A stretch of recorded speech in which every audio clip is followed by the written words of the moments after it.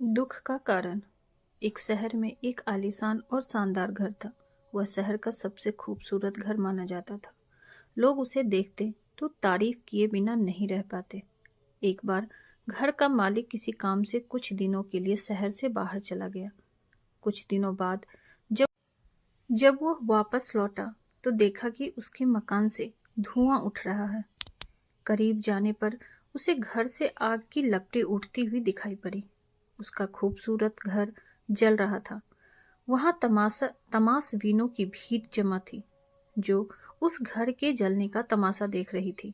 अपने खूबसूरत घर को अपनी ही आंखों के सामने जलता हुआ देख वह व्यक्ति चिंता में पड़ गया। उसे समझ नहीं आ रहा था कि अब क्या करे, कैसे अपने घर को जलने से बचाए। वह लोगों से मदद की गुहार लगाने लगा कि वो किसी भी तरह उसके घर को जलने से बचा ले। उसी समय उसका बड़ा बेटा वहां आया और बोला, पिताजी घबराइए मत, सब ठीक हो जाएगा। इस बात पर कुछ नाराज होता हुआ पिता बोला, कैसे न घबराऊं, मेरा इतना खूबसूरत घर जल रहा है। बेटे ने उत्तर दिया, पिताजी माफ कीजिएगा, एक बात मैं आपको अब तक बता नहीं पाया था।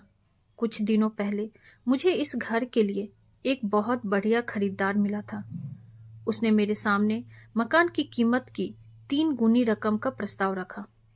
सौदा इतना अच्छा था कि मैं इनकार नहीं कर पाया और मैंने आपको बिना बताए सौदा तय कर लिया।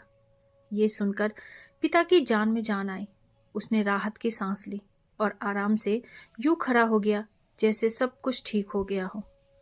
अब वह भी अन्य लोगों की तरह तमाशबीन बनकर उस घर को जलते हुए देखने लगा।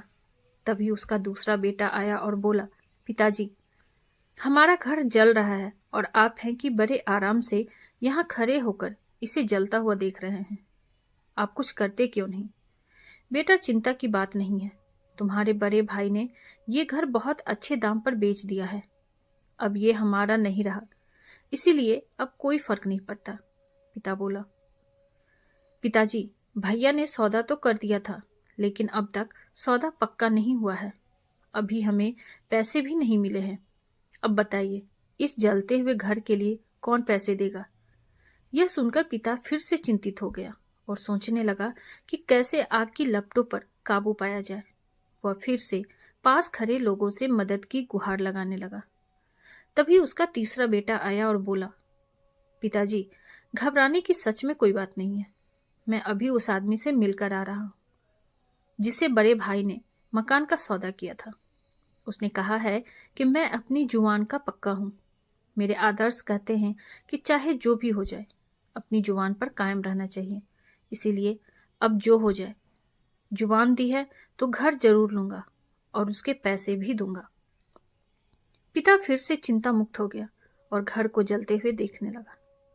दोस्तों, एक ही परिस्थिति में व्यक्ति का व्यवहार भिन्न भिन्न हो जाता है और यह व्यवहार उसकी सोच के कारण होता है।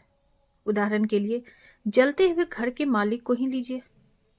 घर तो वही था जो जल रहा था, लेकिन उसके मालिक की सोच में कई बार परिवर्तन आया और उस सोच के साथ उसका व्यवहार भी बदलता गया। असल में जब हम किसी चीज से जुड़ जाते हैं तो उसके छीन जाने पर या दूर जाने पर हमें दुख होता है, लेकिन यदि हम किसी चीज को खुद से अलग कर देते हैं तो एक अलग सी आजादी महसूस करते हैं और दुख हमें छूता तक नहीं है। इसीलिए दुखी होना और ना होना पूर्णतः हमारी सोच और मानसिकता पर निर्भर करता है। सोच पर नियंत्रण रखकर या उसे सही दिशा देकर हम बहुत से दुखों और परेशानियों से न सिर्फ बच सकते हैं बल्कि जीवन में नई ऊंचाइयों को भी प्राप्त कर सकते हैं। Thank you.